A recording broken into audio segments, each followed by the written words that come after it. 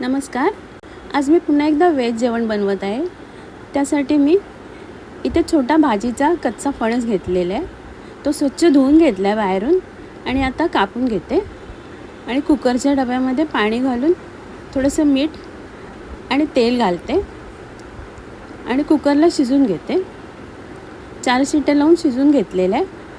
आता मी काढून घेते. थंड झालेलं आहे. आता कापून घेते. अशा प्रकारे बाहेरचं साल काढून घेते अगोदर आणि आतले माव काढून घेते. अशा प्रकारे इथे मी छोटे छोटे तुकडे करून घेते.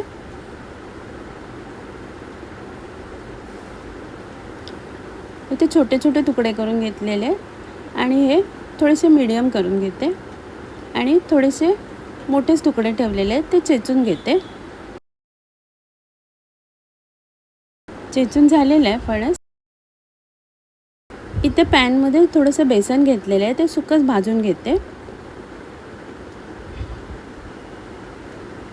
कढईत तेल घेतलेलं आहे.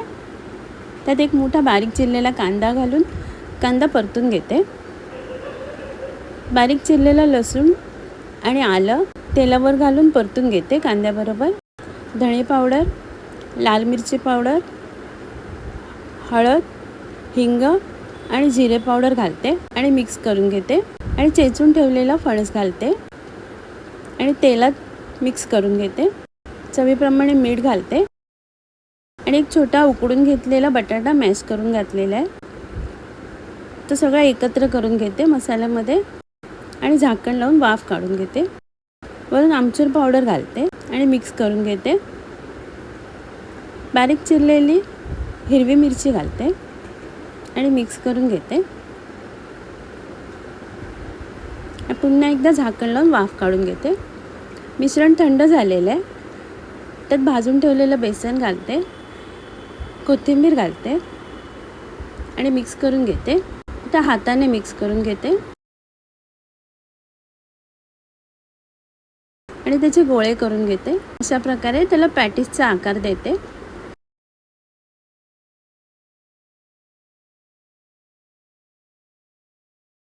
इथे पॅनमध्ये तेल गरम करायला ठेवले. तेलात पॅटीस शॅलो फ्राय करून घेते. क्रिस्पी होईपर्यंत भाजून घेते.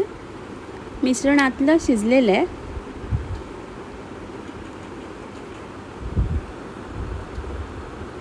दोन्ही बाजूने शॅलो फ्राय करून झालेले आहे. फणसाचे कटलेट तयार आहेत. ते कढईत तेल घेतलेले आहे. त्यात एक छोटा उभा चिरलेला कांदा लालसर होईपर्यंत भाजून घेते. नंतर ओलं खोबरं घालते आणि एकत्र लालसर होईपर्यंत भाजून घेते. कढईत तेल घेतलेलं आहे. त्यात राई, हिंग घालते फोडणीला. एक कांदा, हिरवी मिरची आणि कढीपत्ता घालते. कांदा परतून झाल्यावर टोमॅटो घालते. लाल मिरची पावडर, गरम मसाला आणि हळद घालून मिक्स करून घेते. इथे छोटे तुकडे केलेले शिजून घेतलेल्या फणसाचे ते घालते आणि तेलावर परतून घेते. हिरवे वाटाणे भिजवून कुकरमध्ये शिजून घेतलेले ते घालते. तेलावर परतून घेते आणि कांदा खोबऱ्याचं वाटप घालते आणि मिक्स करून घेते. चवीप्रमाणे मीठ घालते, थोडीशी साखर घालते आणि सगळं एकत्र करून घेते आणि उकळी काढून घेते छान.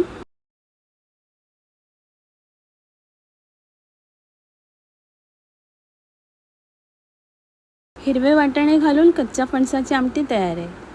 इथे कढईत तेल घेतलेले आहे. त्यात तमालपत्र, 2 सुक्या मिरच्या बारीक तोडून आणि जिरं घालते फोडणीला. वरून एक बारीक चिरलेला कांदा घालते. कांदा तेलावर परतून घेते. बारीक चिरलेलं आलं, लसूण तेलावर घालून परतून घेते. एक बारीक चिरलेला टोमॅटो घालते. चवीप्रमाणे मीठ घालते आणि टोमॅटो शिजेपर्यंत परतून घेते. झाकण लावून टोमॅटो शिजून घेतलेले आहे.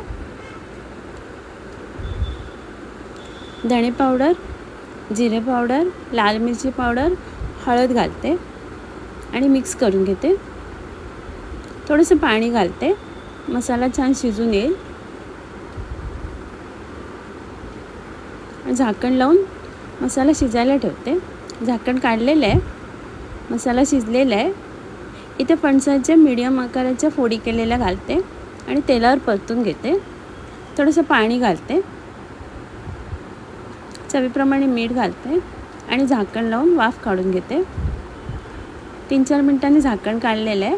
वरून गरम मसाला, कसुरी मेथी आणि कोथिंबीर घालते आणि परतून घेते आणि झाकण लावून वाफ काढून घेते.